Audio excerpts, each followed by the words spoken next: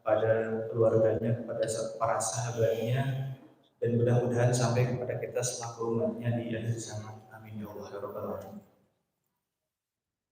Alhamdulillah, kita sudah bekerja sama dengan Masjid Al-Ihsan Darul Hijrah untuk rutin mengadakan kajian, dan acara ini alhamdulillah disupport oleh Media Channel, Ukhuwah 5 dan Yayasan Habibah. Kami mengucapkan jazakallahu khair kepada media partner yang sudah berkenan untuk bisa berkolaborasi di kajian ini. Insya Allah kita akan melanjutkan kajian bersama guru kita Ustaz Abdullah Amir Maratan Hafizahullah Ta'ala dengan tema obat sakit hati. Diingatkan kembali terkhusus untuk anak pribadi, mari kita untuk meluruskan niat untuk mencari ilmu karena Allah Subhanahu wa taala. Mudah-mudahan kita bisa mendapatkan ilmu yang bermanfaat dan bisa mengamalkan ilmu tersebut. Amin ya Allah. Dipersilakan juga untuk bisa menyiapkan catatannya, baik berupa catatan ataupun di handphone. Jika seandainya kita lupa dengan ilmu, insya Allah kita bisa membacanya. Untuk itu kepada guru kita Ustaz Abdullah Maratan Hafizahullah Ta'ala, waktunya dipersilakan. Assalamualaikum warahmatullahi wabarakatuh. Alhamdulillah nahmaduhu wa nasta'inuhu wa nasta'in. Wa na'udzu billahi min shururi anfusina wa min sayyiati a'malina. Man yahdihillahu fala mudilla lahu wa man yudlilhu fala hadiya lahu. Wa asyhadu an la ilaha illallah wahdahu la syarika lahu wa asyhadu anna Muhammadan 'abduhu wa rasuluhu la nabiyya ba'dahu. Faqala jalla fi 'ulah ya ayyuhalladzina amanu taqullaha haqqa tuqatih wa la tamutunna illa wa antum muslimun. Fa amma ba'd. Ahibbati fillah wa ikhwani fid din wa akhwati fid din, azanallahu wa iyyakum. Kembali kita dipertemukan oleh Allah Subhanahu wa taala untuk melanjutkan pembahasan atau lanjutan dari pembahasan kita sebelumnya.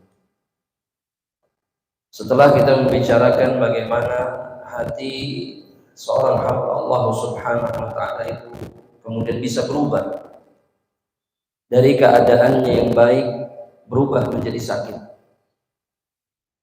dan kemudian menimbulkan keburukan demi keburukan.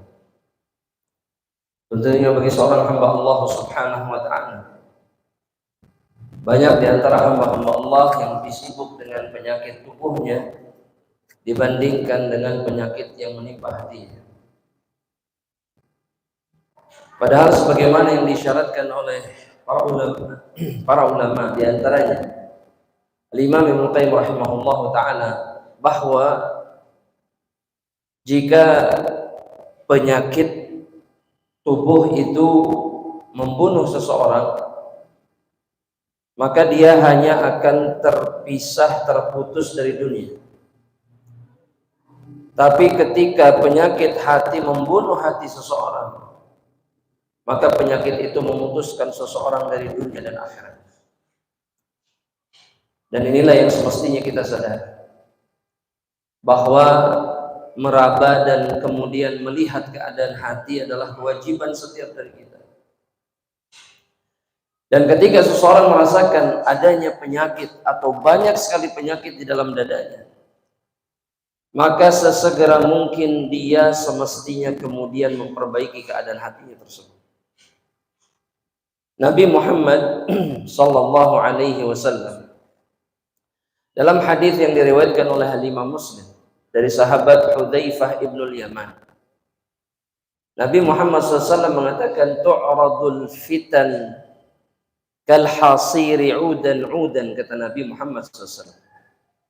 Yang namanya fitnah, dan ketika disebut fitnah, kata fitnah yang dimaksud oleh Nabi Muhammad sallallahu alaihi wasallam adalah setiap perkara yang menghancurkan jiwa dan hati seseorang. Itu yang disebut dengan fitnah di dalam Islam. Ketika ada perkara-perkara yang menjerumuskan seseorang ke dalam kehancuran, menjauhkan dirinya dari surga Allah Subhanahu wa taala, Dan Nabi mengatakan bahwa fitnah itu akan senantiasa datang beriringan, berurutan. Sebagaimana berurutannya daun-daun kering atau tangkai-tangkai kering yang sering disusun untuk membuat tikar. Apa bahasa kitanya apa ya? Bahasa kitanya, bahasa Indonesia atau bahasa Sundanya apa? Apa itu namanya? Buat samak, buat tikar. Ah? Ya, bendanya apa? Dianyamnya. Samak udah jadi. Ini kayunya itu apa namanya? Ya bisa rotan, bisa yang semisal. Ini yang dimaksud oleh Nabi udan. Dan fitnah itu datang seperti itu. Begitu dekatnya. Begitu rapatnya. Dan Nabi Muhammad SAW kemudian mengatakan, "Faman asyrabaha, barang siapa di antara hamba Allah kemudian membuka hatinya untuk menerima fitnah itu, nukitat nuktatun sauda." Maka kata Nabi Muhammad SAW, hatinya akan diberikan noda hitam. Dan noda hitam ini menutup hati dari menerima kebaikan, sehingga dipastikan hatinya pasti sakit. Pasti.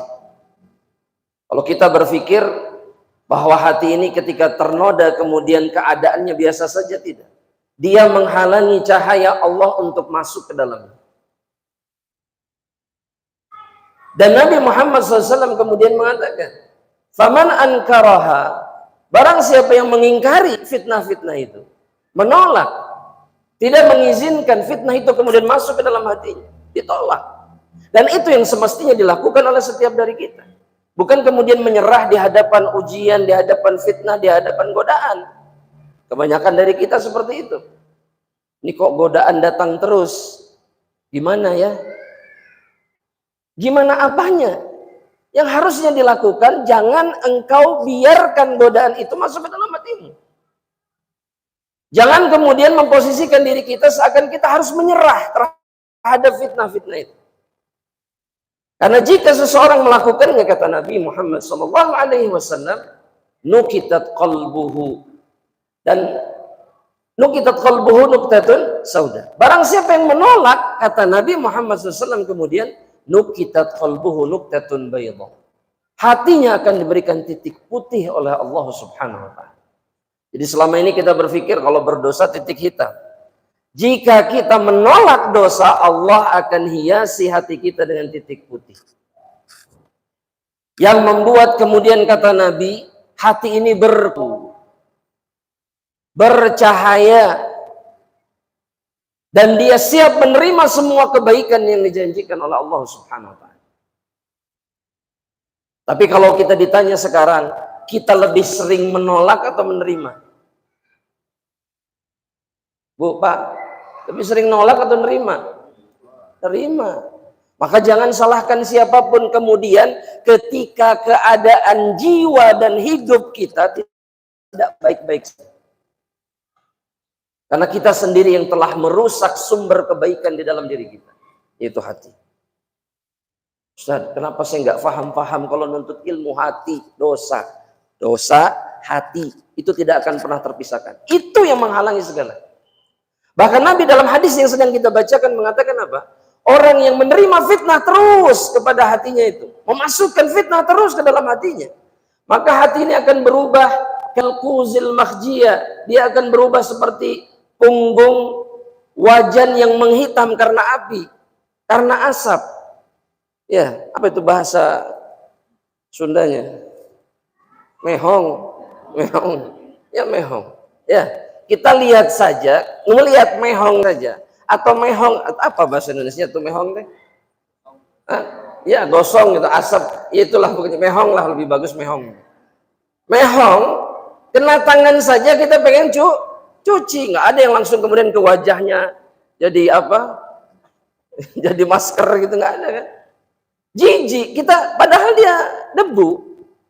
Tapi kita tidak suka dengan itu. Dan begitulah sebenarnya keadaan hati mereka yang selalu menerima dan membiarkan hatinya terkena fitnah atau dosa.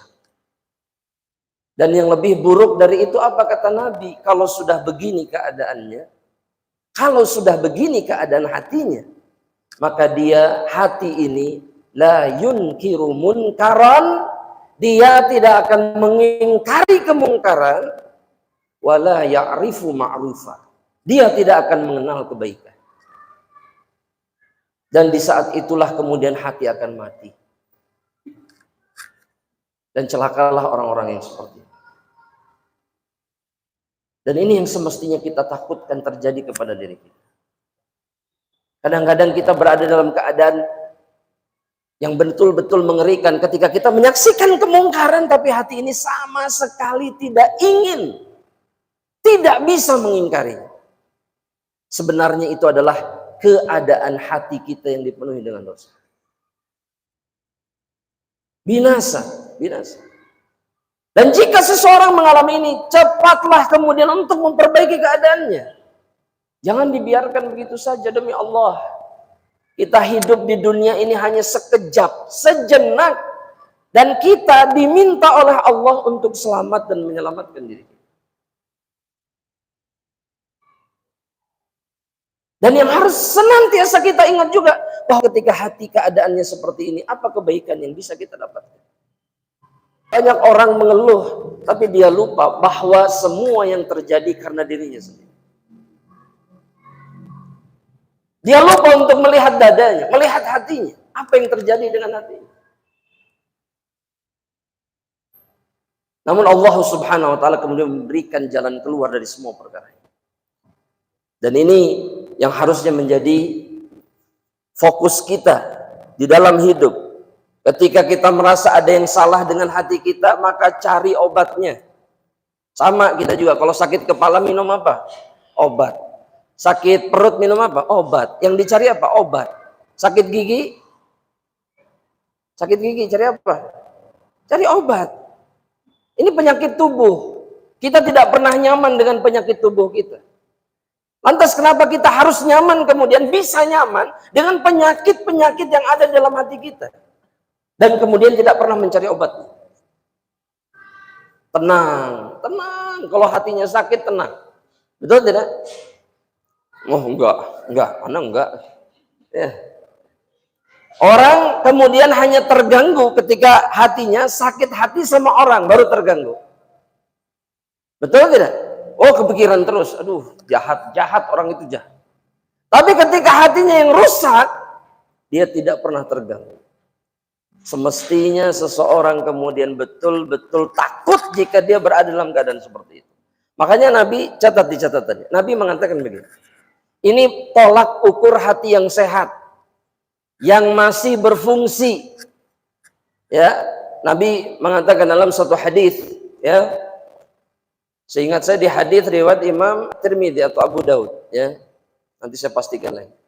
Kata Nabi begini, hadisnya sahih. Kata Nabi begini, man sarrathu hasanatuhu, mereka yang kebaikannya membuat hatinya bahagia. Kebaikan, hasanat itu artinya kebaikan. Membuat hatinya bahagia.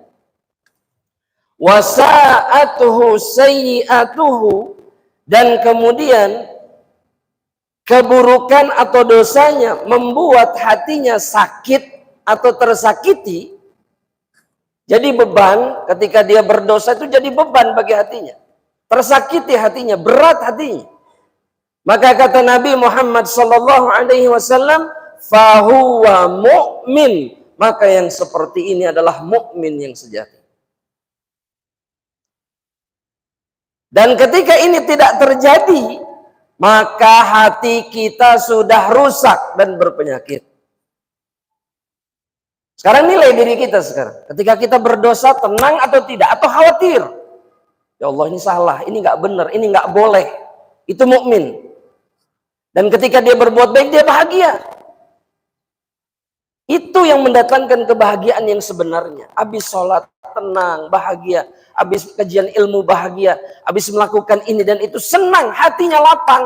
Artinya hatinya sehat. dia mukmin yang sejati. Jadi sekarang kita punya tolak ukurnya. Tapi bagaimana Ustadz ketika ternyata nggak seperti ini, hatimu sakit, atau waliyadzubillah bisa jadi sudah mati, sehingga dia tidak bisa merasakan lagi rasa sakit. Sebagaimana yang dikatakan oleh seorang penyair, wama lijurhin bimayyitin ilamu, yang namanya luka bagi mayit itu sudah tidak terasa, sudah tidak ada artinya, mati dia sudah. Dan itulah keadaan hati seseorang ketika hatinya sudah mati. Ketika dia berbuat dosa, tenang, santai, gak ada masalah, gak ada keinginan untuk cepat-cepat bertobat kepada Allah Subhanahu wa ta'ala.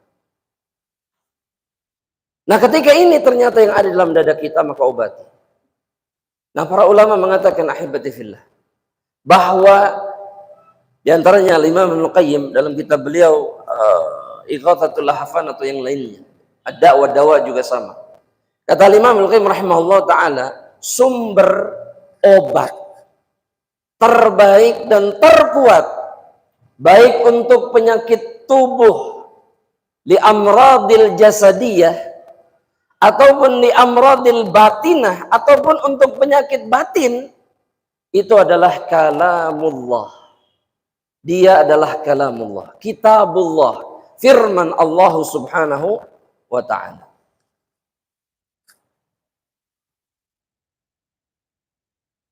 Allah Subhanahu wa ta'ala berfirman di dalam Al-Quran. Allah Jalla Jalaluhu mengatakan ahibati fillah di dalam suratul Isra ayat yang ke-82. Allah Subhanahu wa ta'ala mengatakan, wa nunazzilu minal Qur'ani ma huwa shifaa'un wa rahmatun lil mu'minin. Dan kami turunkan di dalam Al-Quran segala sesuatu yang menjadi obat dan rahmat bagi orang-orang yang beriman. Mungkin sebagian dari kita berpikir bahwa obat yang dimaksud obat apa? Coba ketika mendengar obat, obat apa? Coba yang ada di kepala. Bu, Pak, obat apa? Ya obat, gitu. Obat apa? Ya, obat apa? Kata Ibnu Qayyim, syifa'ul badan wa syifa'ul qulub. Yang Allah maksud itu Allah menurunkan obat tubuh dan juga obat hati, obat jiwa. Itu kitabullah, Al-Quran. Makanya sekarang ada orang-orang baca Quran jarang, masalah banyak, hatinya berat, protes, komplain, ya salah sendiri. Dia tidak pernah mengobati jiwa dan hatinya dengan kitabullah. Kenapa? Karena Al-Quran itu obat. Dan para ulama mengatakan, orang-orang terdahulu, sahabat, orang-orang saleh, mereka itu istishfa bil Quran qabla kulli syai. Mereka mengobati penyakit mereka dengan Quran sebelum yang lainnya. Kalaupun mereka sakit, badannya sakit, mereka obati dulu dengan Al-Quran. Ini yang kemudian disebut dengan apa? Ruqyah. Kalau ibu-ibu kan mungkin bapak-bapak juga sama. Ruqyah itu ngobatin jin gitu kan? Setan, kesurupan, santet. Enggak. Ruqyah itu untuk semua penyakit. Makanya di zaman Nabi digigit ular, obatnya apa? Ruqyah. Kalau kita dibawa kemana? Digigit ular dibawa kemana ibu-ibu? Puskesmas. Oh, puskesmas. Rumah sakit mungkin yang agak selamat mungkin gitu ya. Maksudnya agak lengkap obatnya gitu ya. Ke rumah sakit. Kalau di zaman Nabi digigit, disengat hewan berbisa, itu hanya membaca Al-Fatihah. Coba sekarang digigit ular, Al-Fatihah, sembuh nggak? Ibu? Ya, dan yakin nggak mau dicoba juga kan? Tapi kalaupun na'udzubillah min dzalik terjadi, digigit ular kobra, baca Al-Fatihah, alhamdulillah nggak akan selesai. Padahal di zaman para sahabat dibacakan Al-Fatihah, sembuh seperti tidak pernah terjadi apapun. Kenapa? Karena kitabullah ini obat. Tapi kita tidak pernah yakin bahwa Al-Quran itu obat bagi kita. Ini namanya istishfa bil Quran. Dan ini sunnah yang ditinggalkan. Anak kita sakit sedikit berangkat dokter. Kenapa nggak dibacakan Al-Quran? Kita sakit langsung beli obat. Kenapa tidak pernah baca Al-Quran? Dan terlebih Al-Quran ini obat bagi jiwa kita. Bagi hati kita yang sakit.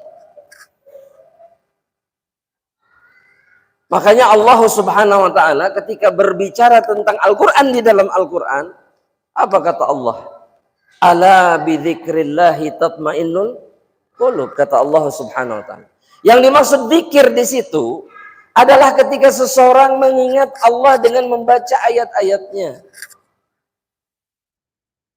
Itu hati menjadi kenapa? Karena dia mengobati hati yang gundah, yang penuh masalah, yang sempit oleh dosa-dosa yang dia kerjakan. Baca Al-Quran, tenang. Dan kata Allah, ini rahmat bagi orang-orang yang beriman. Coba, saya mau tanya. Berapa kali kemudian kita mengobati hati, jiwa kita dengan kitabullah? Dalam satu hari, berapa kali?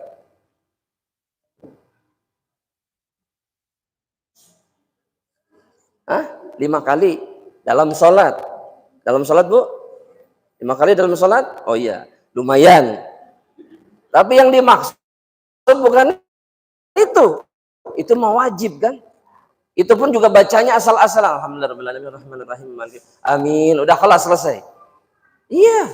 Makanya nggak bermanfaat. Yang dimaksud baca dengan tenang, memahami maknanya. Pelan-pelan saja. Yang diminta sama Allah bukan cepat-cepat hatam. Bukan. Coba. Mana dalilnya cepat-cepat hatam? Ada nggak dalil? Nggak ada. Nggak ada. Ibnu Umar itu menghafal Al-Baqarah 8 tahun. Satu surat saja, apa? Berapa? 8 tahun. Kenapa? Karena 10 ayat diingat-ingat, difahami maknanya, diamalkan dulu, baru maju ke 10 ayat berikutnya. Kayak kita banget ya kurang lebih ya. Betul nggak? 10 ayat, cuman kita agak lama gitu, nambah 10 ayat lagi. Ya, insya Allah. Dan di sini kita mengetahui perbedaan mereka kemudian dengan kita adalah karena kedekatan mereka dengan kitabullah. Mereka itu dekat luar biasa dengan kalamullah. Bukan hanya karena mereka dekat dengan Nabi semata, enggak. Mereka dekat dengan Allah. Dengan cara apa? Dengan cara mendekat kepada kitabullah. Makanya semua masalah mereka selesai. Dekat. Allah kalau sudah dekat dengan hambanya, karena hambanya mendekat kepada dirinya, maka Allah tidak akan biarkan hambanya tersakiti. Itu janji Allah. Allah tidak mau menyakitinya. Kalaupun Allah timpakan musibah, Allah yang akan menjadi penolongnya. Allah gak akan membiarkan dirinya kemudian sengsara. Allah tolong. Dan ini obat yang paling penting untuk penyakit hati. Al-Quran. Kemudian yang kedua, ahibati fillah. Ya, yang kedua,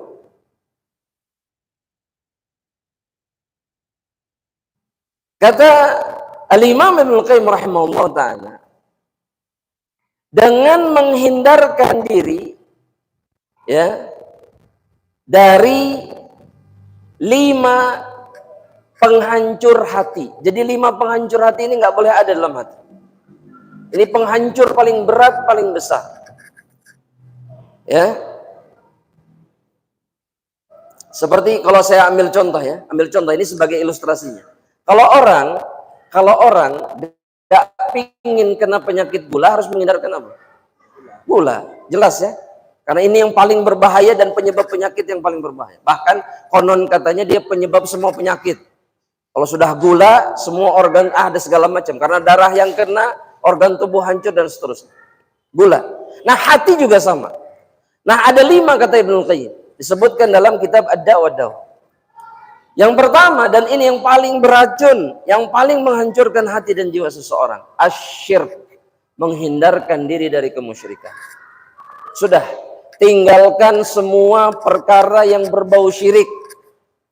Tidak ada lagi nanya-nanya sama orang pintar, nggak ada. Nggak ada lagi minta amalan-amalan pelancar rizki, tidak ada, sudah. Nggak perlu datang ziarah ke tempat-tempat keramat, cukup.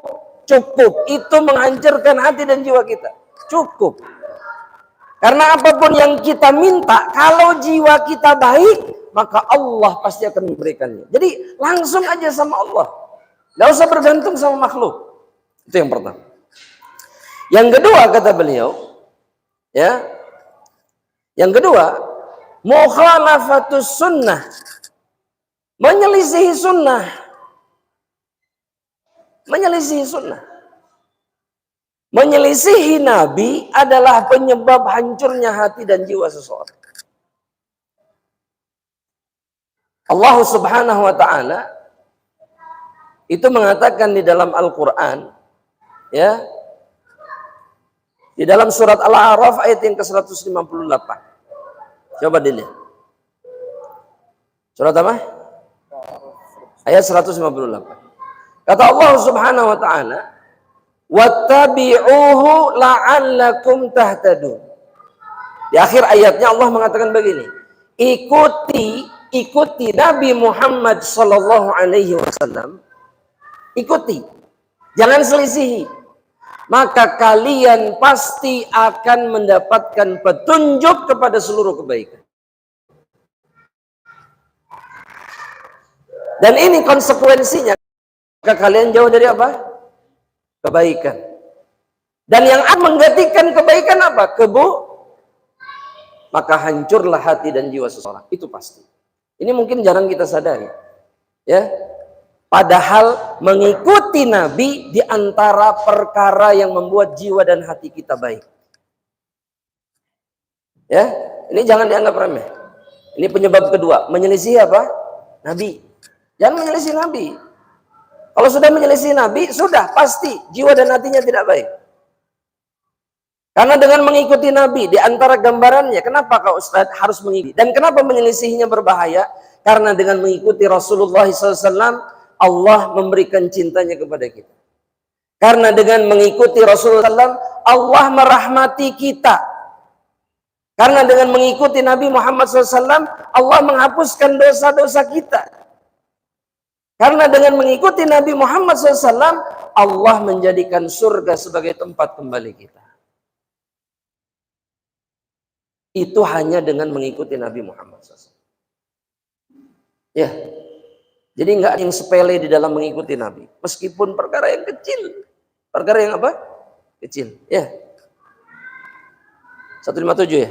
157. Nah, makanya saya suruh lihat. 157. Barakallahu fiik. Saya mana tadi teh? Mengikuti Nabi ya. Mengikuti Nabi Muhammad SAW. Jadi nggak ada perkara yang kecil. Makanya cukup. Saya juga ingin mengingatkan seperti begini. Apa sih yang dibahas teh masalah celana di atas mata kaki doang. Yang dibahas teh bagaimana caranya kalau ibu-ibu misalkan jilbab harus besar. Ini apa sih masalahnya? Yang penting kan saya menjaga ibadah saya taat sama Allah, artinya saya nggak bermaksiat. Masalah pakaian mau urusan saya, tuh. Ya, kan suka dengar yang seperti itu tidak? Nggak gitu caranya. Justru dengan tetap mengikuti apa yang diinginkan Allah dan Rasulnya, anggap meskipun tidak wajib hukumnya, tapi itu membuat kemudian hati dan jiwa kita menjadi baik. Makanya para sahabat itu the best. Kenapa the best? Karena mereka nggak pernah nawar-nawar sama Nabi. Kata Nabi A, ya sami'na wa ata'na. Kata Nabi B, sami'na wa ata'na. Apapun kata Nabi, iya. Kurang lebih sama seperti kita. Betul tidak jemaah? Betul tidak? Kalau Nabi bilang A, kita bilang insya Allah. Mudah-mudahan seperti itu insya Allah. Insya Allah. Seperti itu. Dan itu menentukan baik atau tidaknya hati kita. Itu yang kedua. Yang ketiga. Betul yang kedua tadi ya? Baik. Yang ketiga, menghindarkan diri dari penyebab kehancuran hati. Yang ketiga itu adalah syahwat. Syahwat. Hawa nafsu.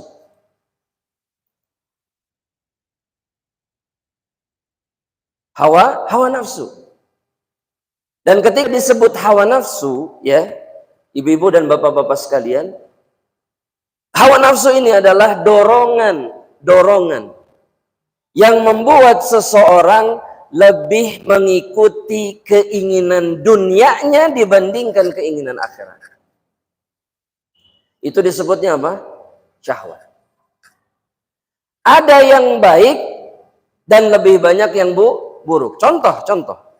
Yang membuat kita makan apa? Coba. Lapar doang? Atau adanya keinginan untuk makan? Adanya keinginan. Banyak orang lapar nggak pengen makan. Oh, perutnya perih, tapi udah nggak nafsu. Ketika apa? Ketika nafsu dan syahwatnya nggak ada. Penyebabnya apa itu masalah lain. Tapi ketika nggak tertarik untuk makan, meskipun lapar dia nggak mau makan. Tapi ketika seseorang pengen makan, salah atau tidak? Enggak. Jadi ada yang boleh syahwat itu. Nah, tapi kemudian ketika keinginan dunia ini adalah perkara yang dibenci sama Allah, nah di saat itulah syahwat menjadi dosa. Mengikuti syahwat jadi dosa. Contoh, kita masih tetap dimakan ya. Kalau makannya berlebihan, 2 bakul nasi dan 3 piring lauk misalkan sendirian. Berubah hukumnya. Dari yang tadinya boleh jadi apa? Kenapa haram Ustadz? Karena Allah tidak suka orang yang berlebihan. Jadi meskipun perut ini sanggup, Allah benci.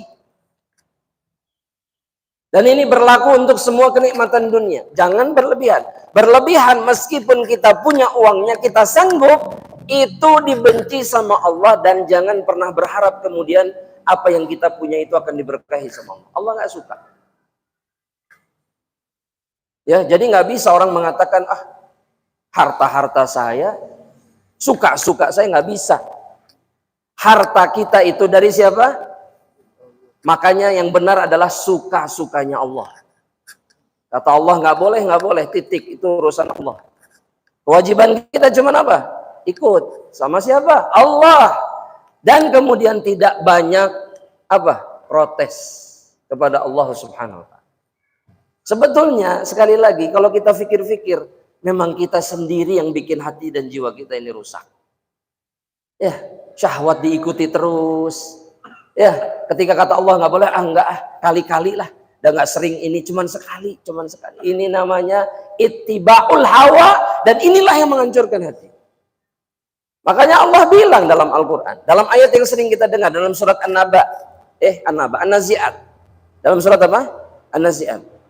Kata Allah, yang masuk surga itu, di antara ciri manusia yang masuk surga, artinya yang jiwa dan hatinya baik, itu apa? Wa amma man khafa maqama rabbih, mereka yang takut sama Allah. Yang kedua apa?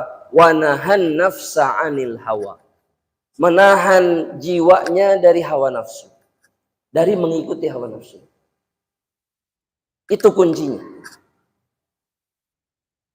Tapi susah Ustadz di zaman seperti ini. Betul, ana sepakat. Tapi ketika kita masih menjaga jiwa kita dengan menahan hawa nafsu, maka kita akan diselamatkan oleh Allah seberat apapun godaan dan fitnah.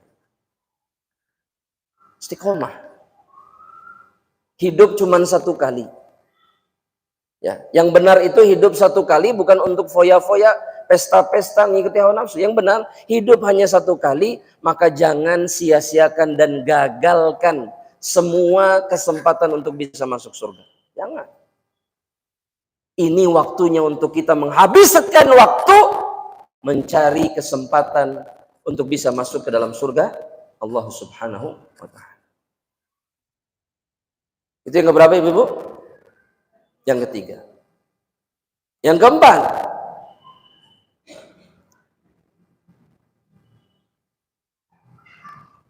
itu adalah ghaflah. Yang keempat itu ghaflah. Ghaflah itu artinya lalai dari mengingat Allah Subhanahu wa ta'ala. Jadi ketika Allah itu tidak ada di pikiran kita. Ya, dan kita sering mengalami itu. Ada momen di mana sama sekali lupa sama Allah. Nah, itu namanya ghaflah. Dan itu mematikan. Itu mematikan hati. Yang semestinya terjadi dan dilakukan oleh seorang hamba Allah apa? Dia jangan pernah memiliki waktu di mana dia tidak ingat sama Allah Subhanahu wa ta'ala. Dengan cara apapun, baik dengan berzikir, baik dengan ibadah, baik melakukan amal soleh apapun, itu diantara bentuk seseorang ingat Allah. Jadi sebetulnya dalam Islam itu tidak ada waktu gini, waktu kosong yang kemudian jadi me time, we time, atau apapun namanya itu, time-time yang lain. Gak ada. Community time, apapun lah, gak ada itu. Gak ada. Yang ada itu Allah time. Mengingat Allah kapanpun, dimanapun, sekuat yang bisa kita lakukan. Itu harusnya yang terjadi. Makanya Nabi itu nggak duduk, nggak berdiri, nggak jalan, nggak berbaring, nggak di rumah, nggak di masjid. Apa? Mulutnya selalu berzikir. Mengingat Allah di dalam semua kesempatannya. Itu kata Ibnu Aisyah. Bahwa Nabi mengingat Allah dalam seluruh kesempatan. Seluruh kesempatan. Supaya apa? Supaya hatinya tidak lalai dan kemudian tidak rusak. Karena hati yang kosong dari mengingat Allah adalah hati yang akan dikuasai oleh syaitan. Makanya memang salah kita sendiri. Ya, kita kalau lagi punya waktu kosong berzikir atau bersenandung, coba. Senandung. Iya, bersenandung. Makanya hatinya apa? Banyak masalah. Iya, sebentar-sebentar sedih, sebentar-sebentar bingung. Sebentar-sebentar takut, sebentar-sebentar ini dan itu, terus begitu, nggak pernah selesai, ya, karena lalai dari mengingat Allah. Nah, saya mau tanya sekarang sama ibu-ibu dan bapak-bapak, ada nggak sih amalan yang membuat kita kemudian tidak menjadi orang lalai? Ada nggak? Ada. Membuat hati kita itu tidak lalai dari mengingat Allah. Apa coba? Ada nggak di dalam Islam amalan yang membuat hati kita kemudian tidak lalai dari mengingat Allah? Jadi ini membuat kemudian hati ini selalu ingin ingat Allah. Ada nggak? Ada tidak? Bapak-bapak ada? Ada yang ingat? Dalam satu hadis yang diriwayatkan Imam At-Tabrani, ya, Al-Imam At-Tabrani, Nabi Muhammad sallallahu alaihi wasallam mengatakan, man qara'a 10 ayatin minal Qur'an fi lailatin lam yuktab minal ghafilin. Mereka-mereka yang membaca, kata Nabi Muhammad SAW, ya, 10 ayat. Berapa? 10 ayat apa ini? Al-Quran. Di dalam satu malam, maka dia tidak akan ditetapkan oleh Allah termasuk orang-orang yang lalai dari mengingat Allah. Jadi kalau dibiasakan setiap hari nih, baca 10 ayat saja, nggak usah banyak-banyak. 10 ayat setiap malam, maka seseorang hatinya tidak akan pernah lalai dari mengingat Allah Subhanahu wa ta'ala.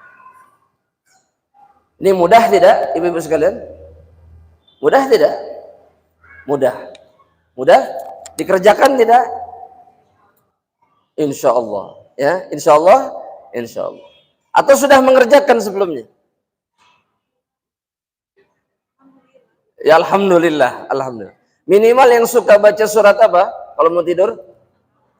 Al-Mulk, selamat sudah. Lebih dari 10? Berapa emang Al-Mulk? 30. Ya, dan jangan ditinggalkan karena itu mengobati hati kita. Ya, yang terakhir kata Imam Al-Qayyim rahimahullah ta'ala, yang terakhir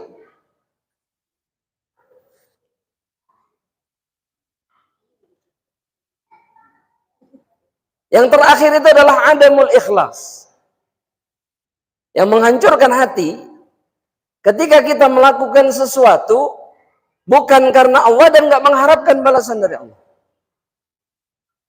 Ya, gini, saya kasih contoh. Ini bentuk syirik juga. Tapi yang sering dilupakan oleh kebanyakan orang dan dibiarkan begitu saja. Mungkin kalau perlu contohnya seperti riya. Perlu contohnya seperti apa? Riya. Kalau riya itu keluar dari Islam tidak? Enggak. Syirik bukan? Syirik. Kenapa syirik? Karena mengharapkan balasan bukan dari Allah. Seperti pujian dan yang semisalnya. Itu penghancur hati. Ketika seseorang melakukan sesuatu itu tujuannya bukan Allah. Kemudian kalaupun karena Allah, dia nggak ngarep balasan dari Allah. Tapi dari yang lainnya. Itu diantara penghancur hati yang paling dikhawatirkan oleh Nabi Muhammad SAW. Makanya Nabi dalam satu hadis mengatakan begini, Ibu. Ini catat di catatan. Di antara perkara yang paling Nabi takutkan, melebihi Dajjal. Melebihi siapa? Dajjal. Melebihi Dajjal. Ini lebih dari Dajjal. Ya, apa kata Nabi? Riya. Kata Nabi apa? Riya. Ini perkara yang Nabi takutkan menimpa umatnya dan Nabi lebih takut daripada datangnya Dajjal. Kemudian Nabi ngasih contoh dalam hadis itu. Beliau mengatakan, qamar rajulu yuzayyinu salatahu. Seorang laki-laki berdiri, kemudian dia sholat, tapi dia sholat diperindah bukan karena Allah. Tapi supaya dilihat oleh manusia yang lain. Dan ini yang akan menghancurkan hati seorang muslim. Ada berapa tadi? Ada 5. Coba diulang. Apa aja? Syirik. Terus? Betul. Terus? Syahwat. Terus? Terus? Tidak ikhlas. Ya, atau kalau biar jelas di situ tulis riya. Sudah, biar jelas. Ketika kita mengharapkan balasan itu bukan dari Allah, tapi dari makhluk. Ya, ingin dipuji, ingin diapresiasi, ingin ditinggikan, dan seterusnya. Kemudian perkara berikutnya yang membuat hati itu menjadi sehat, menjadi kemudian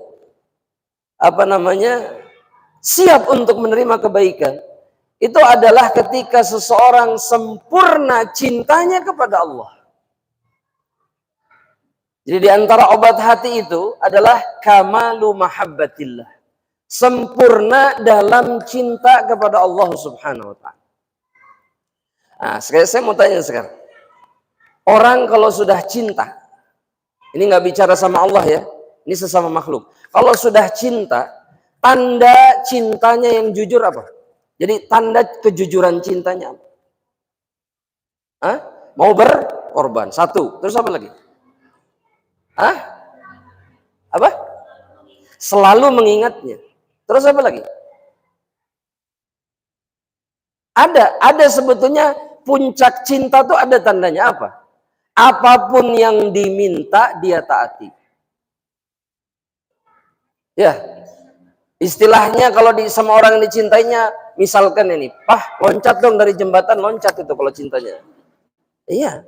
Ini kalau sudah terbutakan oleh apa? Cinta, betul nggak? Iya. Coba kamu buktikan ini, dilakukan. Meskipun jelas-jelas itu hal konyol. Itu hal yang paling bodoh yang bisa dilakukan oleh seseorang. Tapi dilakukan kenapa? Cinta. Jelas? Ini kepada siapa? Makhluk. Lantas kenapa kemudian yang seperti ini kita tidak melakukannya kepada Allah?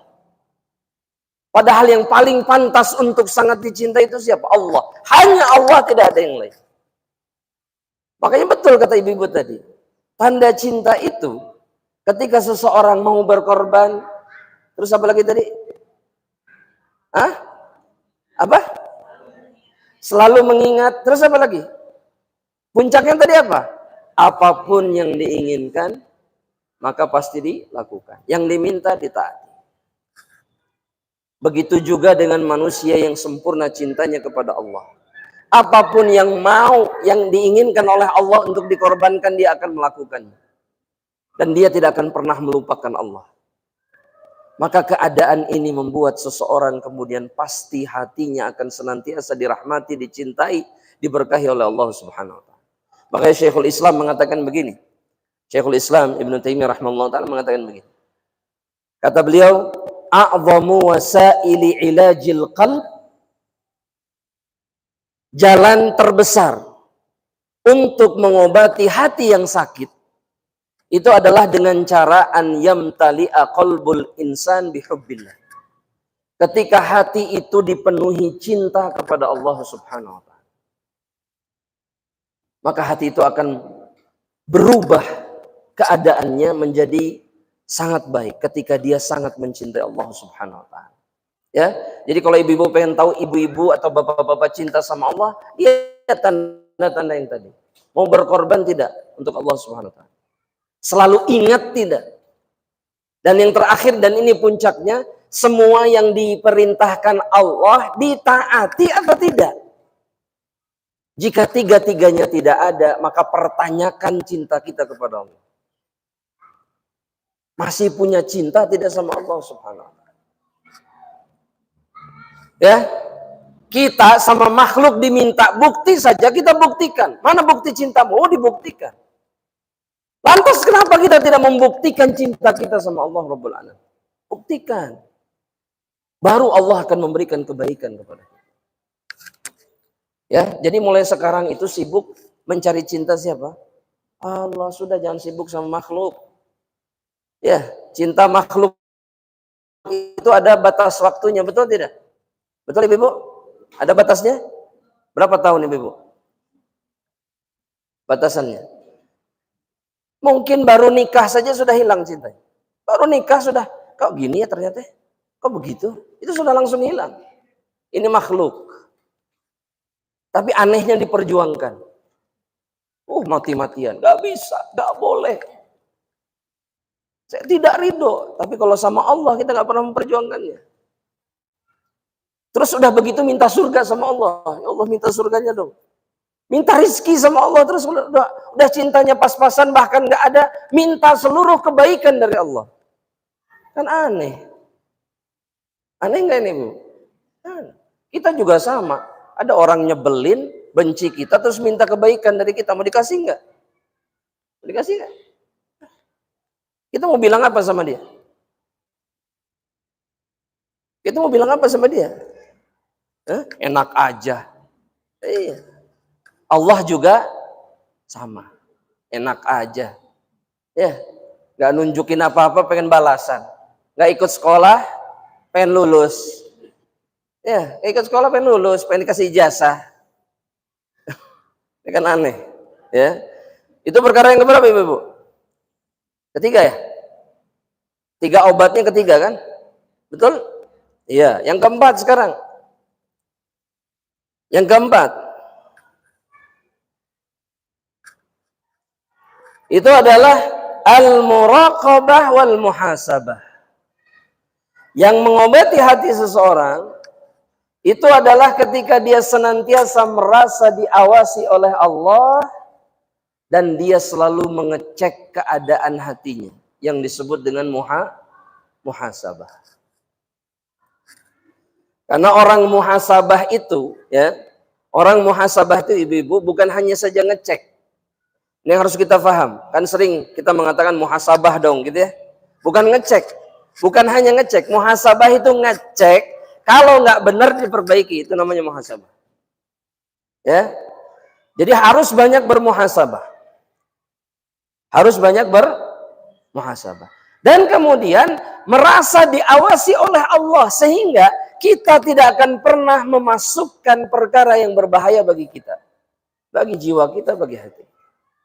Ya, yang paling buruk itu kan ibu-ibu, yang paling buruk yang kita masukkan ke dalam hati apa? Dosa. Semua dosa itu beracun bagi hati. Tadi yang 5 tadi sudah saya sebutkan, ini yang paling beracun, yang paling berbahaya. Nah sekarang kalau tidak pernah dicek di dalam hati kita ada itu, bagaimana kita berharap hati kita selamat? Ya. Dan kemudian disempurnakan dengan muraqabah. Yakni sebelum kita melakukannya, kita sadar. Kalau saya lakukan Allah lihat. Ya, malu nggak sama Allah? Malu tidak sama Allah? Malu tidak sama Allah? Malu? Apa buktinya malu sama Allah? Hah? Apa buktinya malu sama Allah? Ada yang tahu tidak? Ada yang hafal atau ingat tidak sabda Nabi, tanda-tanda tentang manusia yang malu kepada Allah? Ada ingat tidak? Kalau nggak ingat tulis. Ini tandanya seseorang malu sama Allah. Yang pertama,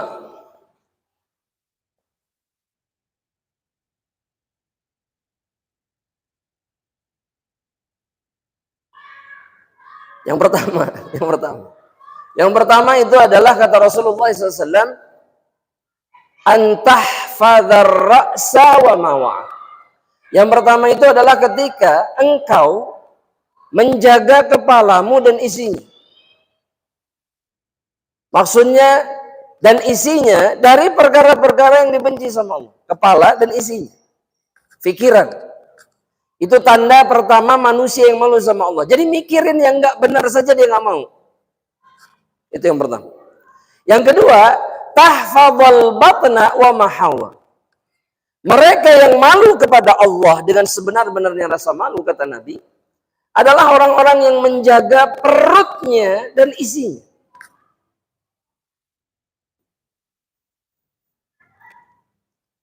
Apakah maksud Nabi itu dari makanan yang berbahaya untuk tubuh? Bukan.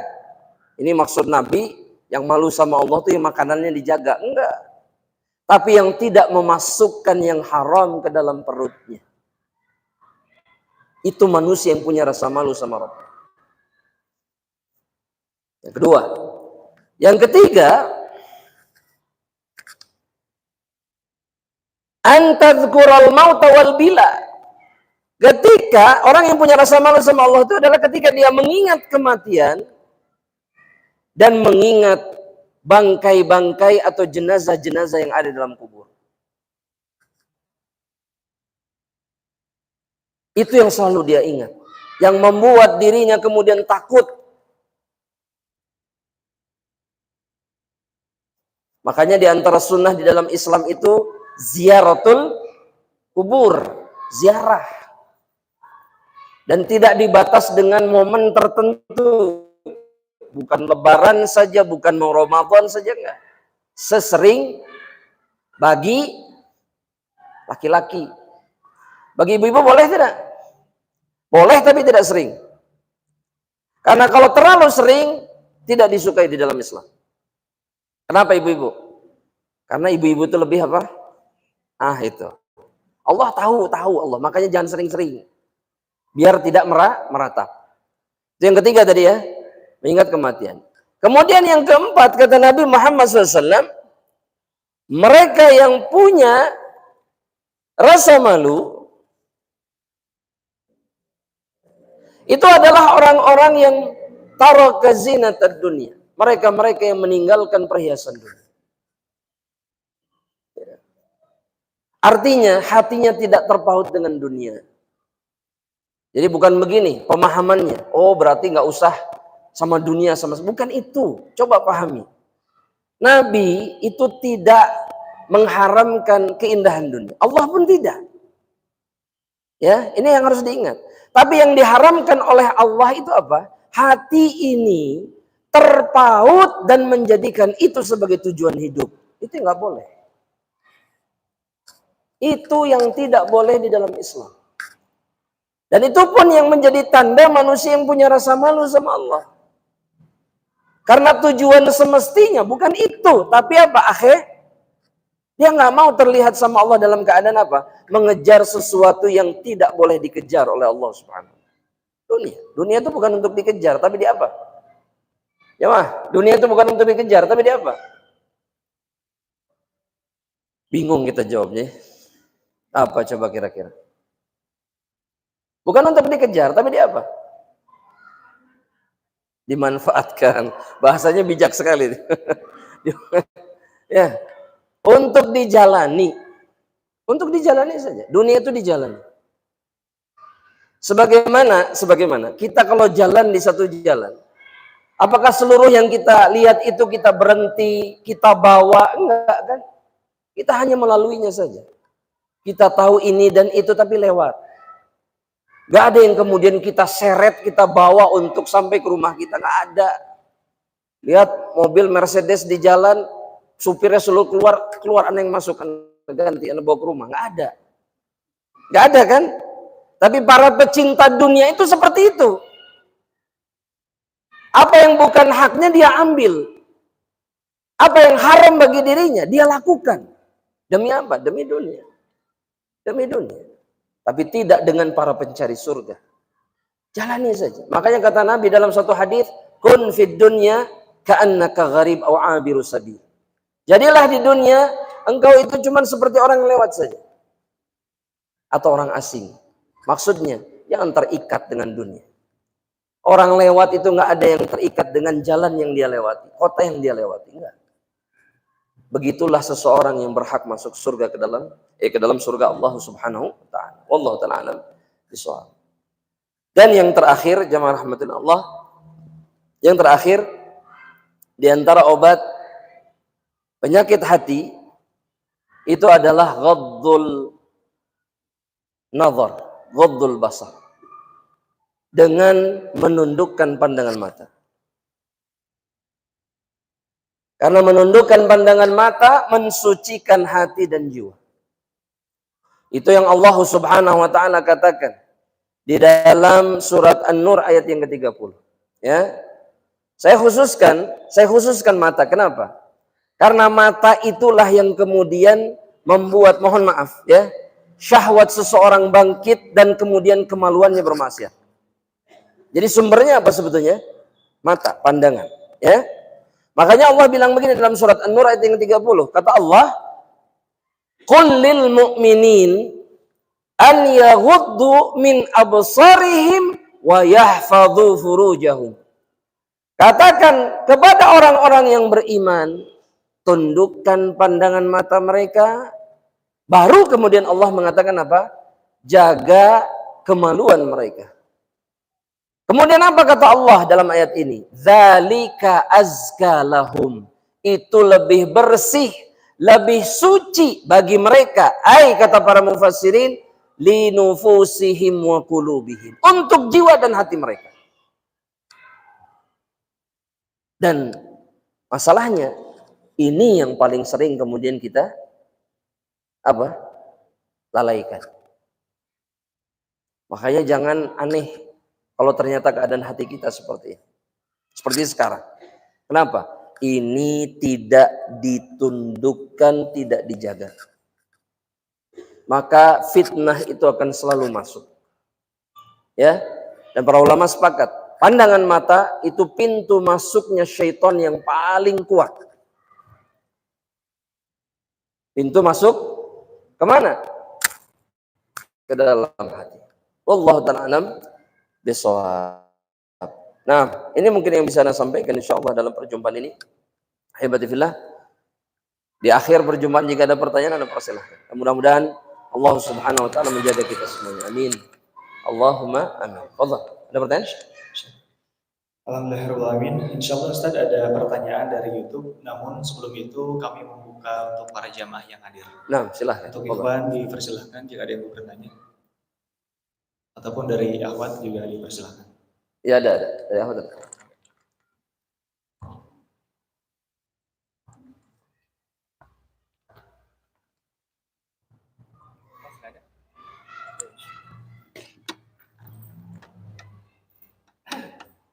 Nah,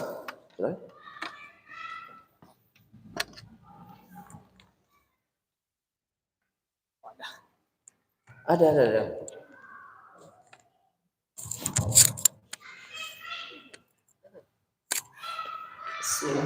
Assalamualaikum warahmatullahi wabarakatuh.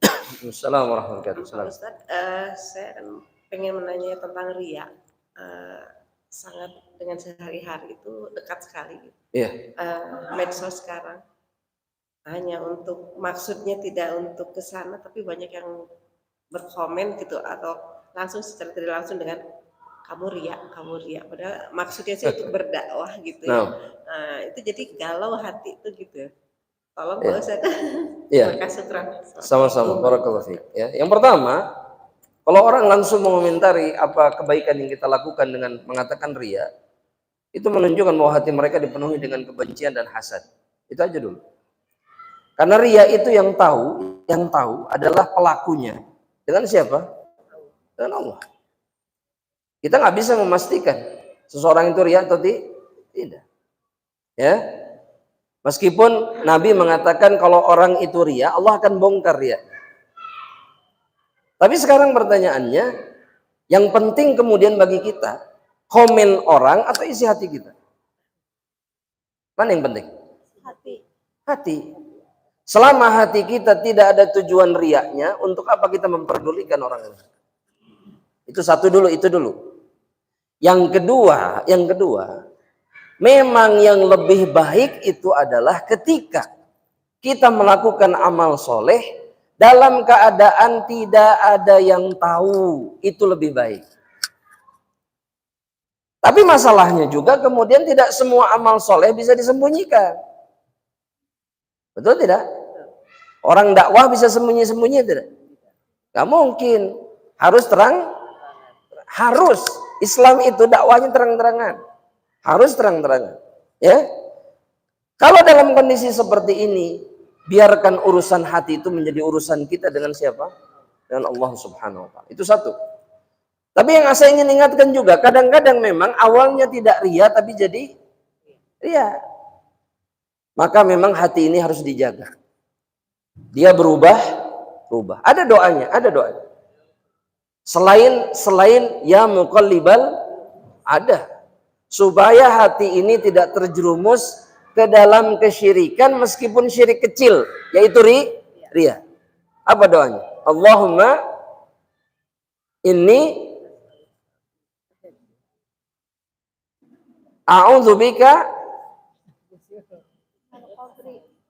Jangan bilang minal khubuthi wal khaba'ith. Nah, jadi ke sana. Bukan itu.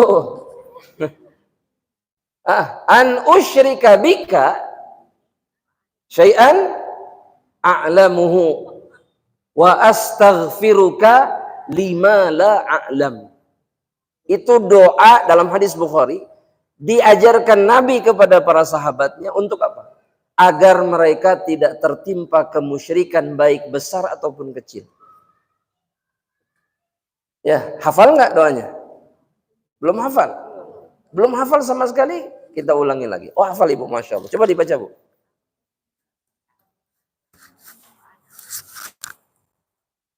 Mumtaz, Masya Allah, mumtazah.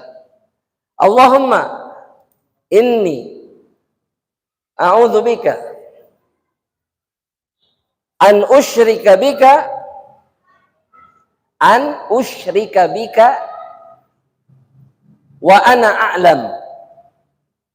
Dalam riwayat yang lain syai'an a'lamuhu, ya. Wa a'udzubika wa astaghfiruka lima la a'lam wa astaghfiruka lima la a'lam, ya. Maka berdoa sama Allah Subhanahu wa ta'ala. Semoga Allah.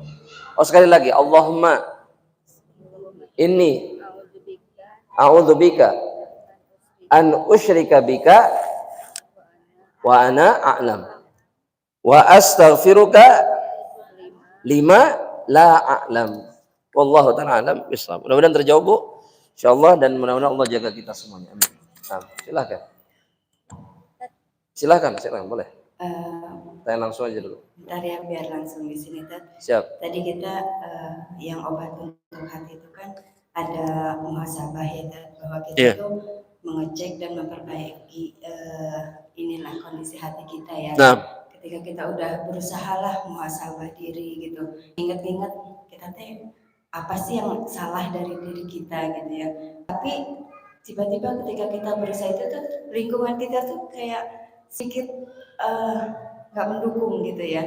Kadang-kadang ada aja yang bikin kita mengulangi lagi kesalahan itu gitu kan. Nah. Jadi kayak kesannya kita tuh orang yang kayak munafik juga ya gitu ya, mengulangi lagi padahal kita sendiri udah muhasabah gitu. Iya. Tapi kadang-kadang keadaan dan lingkungan lah yang kadang bikin kita tuh ngelakuin lagi gitu. Nah. Itu tuh gimana ya, Tat? Ya, yang pertama itu keadaan setiap orang beriman. Mereka itu berdosa, taubat, kembali lagi kepada keadaan yang lebih baik, tapi kemudian terjerumus lagi. Itu keadaan hampir semua orang yang beriman. Itu dulu. Yang pertama yang harus disadari. Jadi jangan menganggap kemudian ini munafik, ini nifak, bukan. Ini bukan kemunafikan. Karena syariat ini memastikan bahwa kita ini pendosa dan kita akan selalu kembali lagi kepada dosa. Yang diminta oleh Allah adalah kembali kepada Allah ketika engkau terjerumus ke dalam dosa. Terus. Mau berapa kali kita ngulang salah tapi balik lagi. Itu yang diminta sama Allah Subhanahu. Jangan berhenti. Itu dulu. Adapun orang munafik itu, dia tidak mengerjakan kebaikan.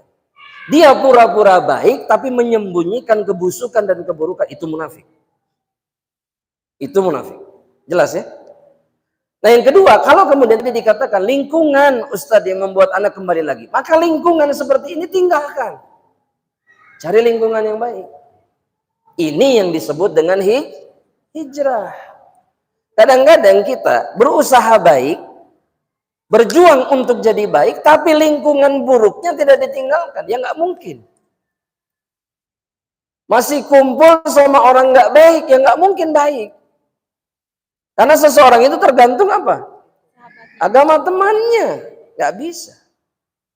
Maka solusinya, jalan keluarnya adalah memutuskan hubungan dengan manusia-manusia yang tidak baik. Ustadz kan dosa memutuskan hubungan. Emang harus musuhan? Enggak kan? Menjaga jarak dalam Islam karena alasan yang dibenarkan itu bagian dari ajaran Nabi. Nabi juga begitu. Jauh, jangan deket-deket. Ya. Kalau dibutuhkan untuk putus 100%, kenapa tidak? Kalau memang berbahaya.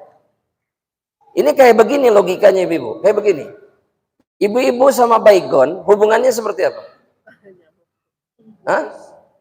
Ya putus Ustadz, setetes pun saya tidak makan. Kenapa? Beracun kan? Membunuh kan? Nah sekarang manusia yang menjerumuskan kita ke neraka, kita masih mau hubungan sama mereka? Hah? Terus kalau kita putus hubungan sama mereka masalah? Enggak. Enggak ada masalah secuil pun. Jelas ya? Ya, dan manusia yang buruk jauh lebih berbahaya daripada baygon. Ya, baygon membunuhmu, tapi manusia yang buruk menjerumuskanmu ke dalam neraka. Itu hati-hati. Jauh lebih buruk. Ya, wallahu taala. Udah jelas dah ya? Insyaallah. Fadhal. Barakallahu fiik. Silakan pertanyaan lagi. Masih ada mic? Itu satu lagi mungkin ya. Silakan. Bismillah.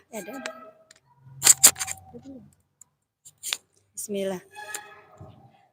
Ustadz, ini tadi yang 5 penghancur hati diantaranya yaitu syahwat atau hawa nafsu, dorongan yang membuat seseorang ingin dunia. Tadi Ustadz menyampaikan tentang jangan berlebih-lebihan. Nah yang saya ingin tanyakan, ukurannya sejauh mana itu seseorang atau kita bahwa itu merupakan sesuatu yang berlebih-lebihan. Makasih. Yang pertama, yang pertama kata para ulama, yang pertama tolak ukurnya fitrah. Fitrah yang pertama. Fitrah kita, hati kita itu punya batasan. Kita bisa menghukumi sesuatu melampaui batas. Ya, seperti contoh dalam makan saja. Makan 3 piring itu jiwa kita nerima itu tidak sebetulnya. Enggak, fitrahnya enggak. Itu yang pertama. Yang kedua itu adalah urf, keumuman, adat istiadat atau kebiasaan. Itu juga bisa menjadi tolak ukur bahwa seseorang sudah melampaui batas. Ya. Kemudian yang ketiga, di antara tolak ukur seseorang melampaui batas itu adalah dampak yang dihasilkannya. Madarat yang muncul. Ya, seperti contoh. Mohon maaf ini ya. Ketika seorang wanita khususnya mempercantik dirinya dengan cara-cara yang ekstrim. Zat ini masukkan, operasi ini, operasi itu. Contoh ini contoh sederhana yang sering terjadi di kalangan wanita. Ya, kita nggak usah bicara syariat ya, tapi secara efek, dan dokter pun pasti menyebutkan, ibu kalau ibu dibeginikan nanti begini, kan gitu ya. Kalau dimasukkan zat ini pasti nanti ada efek ininya. Jelas bahayanya, tapi kemudian tetap dilakukan, maka ini namanya melampaui batas. Ya, nah semua perkara yang melampaui batas itu haram. Meskipun asal mulanya mubah, boleh. Kasih contoh yang hobi, ya, yang artinya nggak banyak tapi menghabiskan uang. Tas, kata ini tas. Ya, itu fitnah dunianya ibu-ibu, tas salah satunya. Kalau lihat gambar itu kayak lihat surga, kayak ada cahaya-cahayanya gitu. Ya, selain tas apa lagi selain tas? Perhiasan, aduh. Makanya kata toko emas perhiasan tuh, diamond itu apa? Woman best friend katanya. Kata tukang dagang itu, ya supaya beli. Tapi mereka paham bahwa perempuan ketika melihat itu terfitnah. Ini perhiasan dunia bagi perempuan. Dan kemudian mereka sanggup melampaui batas menggunakan hartanya untuk itu. Seperti yang pakai gelang emas sampai ke sini, pakai kalung 3 kilo dipakai, itu melampaui batas. Jelas itu. Meskipun sanggup. Ya, meskipun sanggup. Dan perkara-perkara yang lain. Iya. Dan Allah ketika berbicara jangan melampaui batas dalam Al-Qur'an, Allah mengatakan apa? Kulu washrabu wala tusrifu. Makan, minum, tapi jangan melampaui batas. Jadi bahkan dalam makan dan minum saja gak boleh melampaui batas. Apalagi perkara yang lain. Beli sepatu harga 200 juta, ya tas harga 2 miliar. Astagfirullah, waktu beli apa ini? Ya. Dan ketika seseorang seperti ini keadaannya, pasti kemudian jiwa dan hatinya tidak baik. Karena dia dibenci sama Allah Subhanahu. Allah mengatakan innallaha la yuhibbul musrifin. Allah tidak suka dengan orang-orang yang melampaui batas. Allah Ta'ala. Ya. Silakan. Ya, ada pertanyaan? Nah.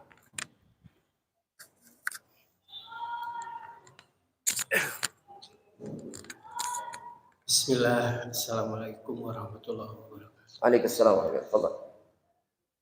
Menambahkan berbagi pengalaman Ustaz, ya, dari tadi tentang racun ular itu yang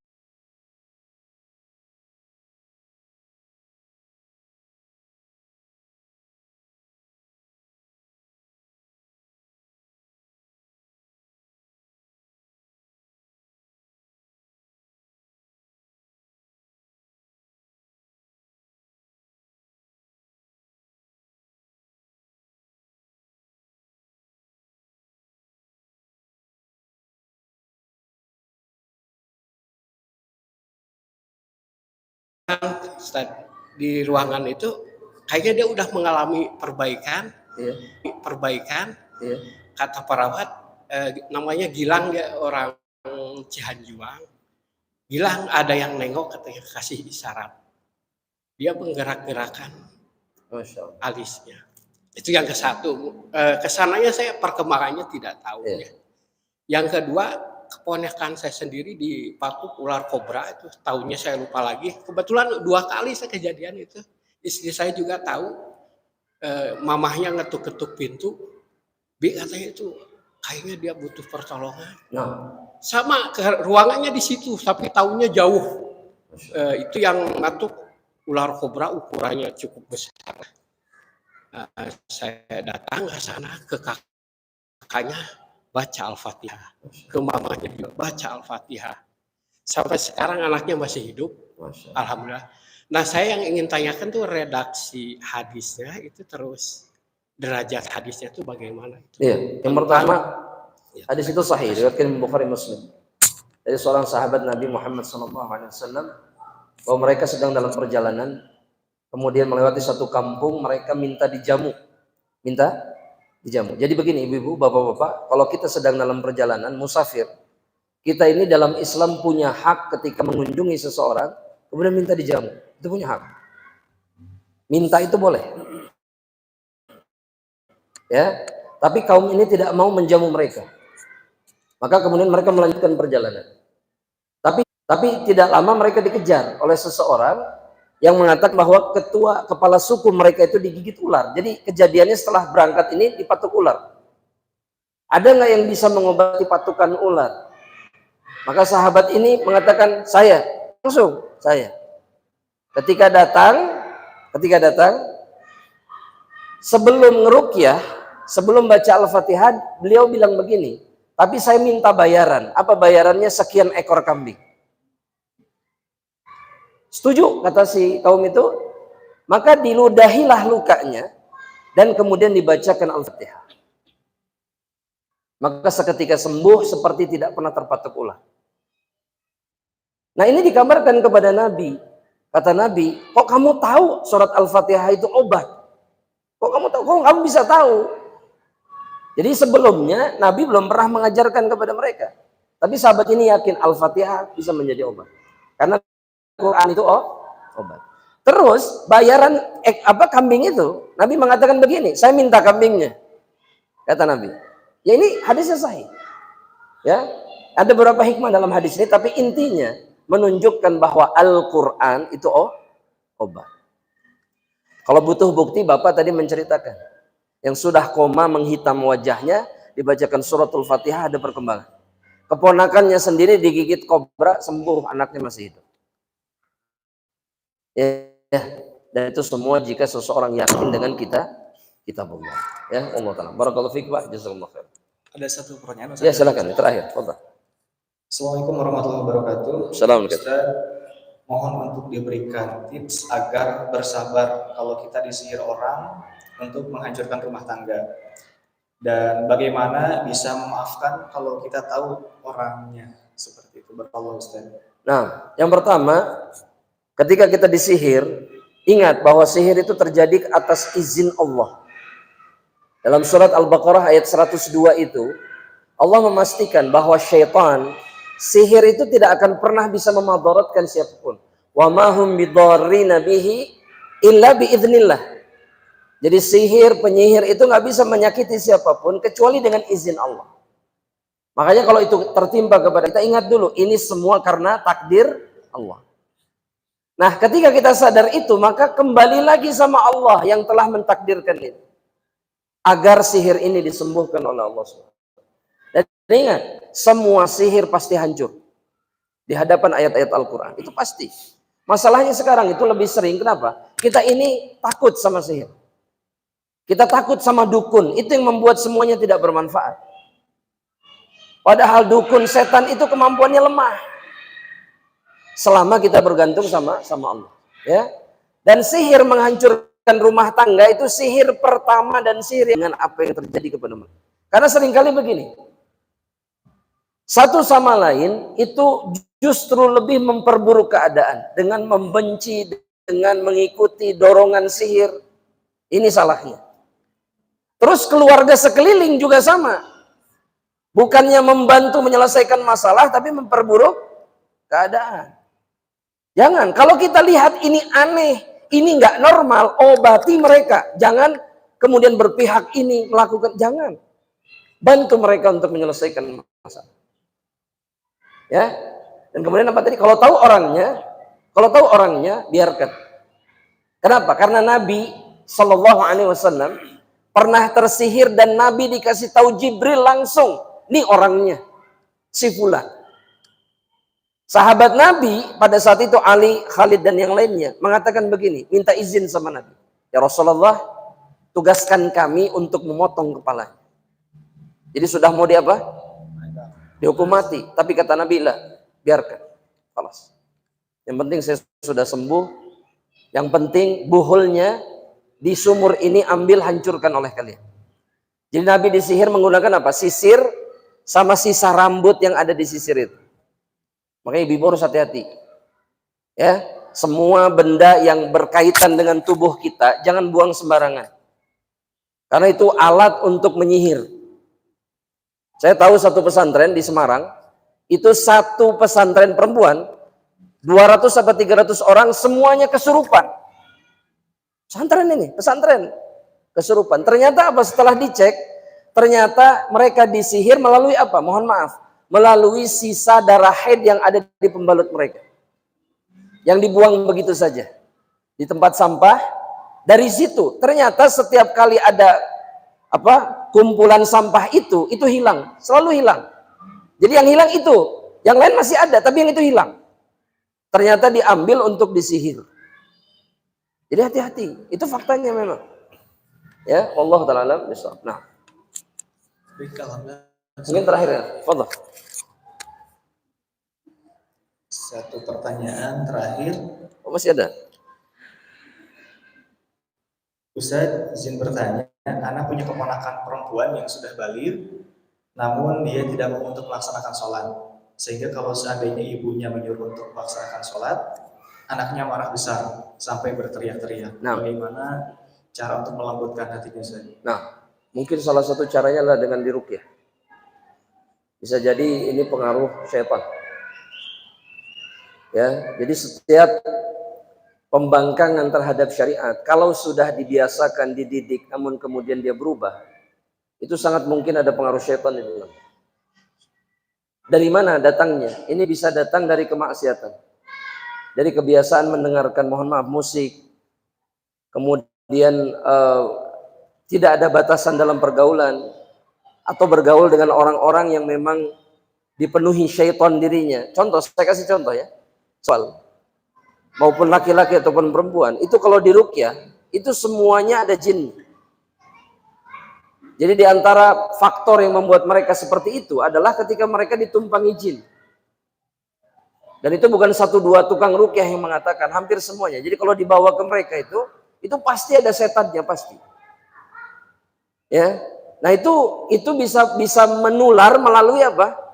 Pertemanan. Bisa. Jin ini berpindah ke sini dan itu bisa, sangat mungkin. Apalagi jika si anak tidak menjaga dirinya dengan ibadah. Makanya orang tua itu punya tugas, bukan hanya saja membesarkan mereka, ngasih makan mereka, nutrisi mereka, baju mereka, bukan. Tapi menjaga agama mereka. Sampai kapan? Sampai mereka itu dewasa. Selama mereka masih bersama dirinya, itu tugasnya. Jadi mau anak umur 25 tahun masih di rumah, tugas siapa mengingatkan sholat? Orang tua. Bukan didiamkan, udah gede lah biarin. Enggak, ingatkan. Selama masih sama kita, ingatkan bahwa dia harus sholat. Ya. Dan sabar. Dan sabar itu diantara tandanya apa?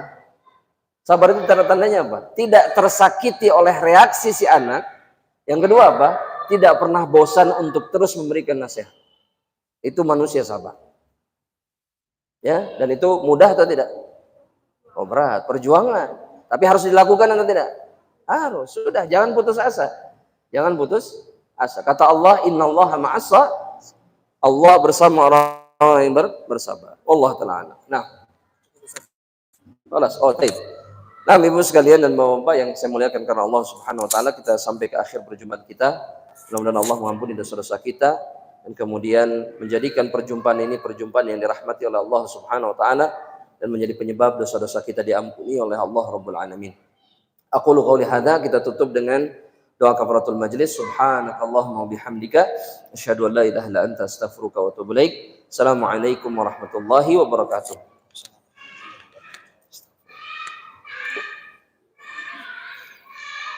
Alhamdulillah.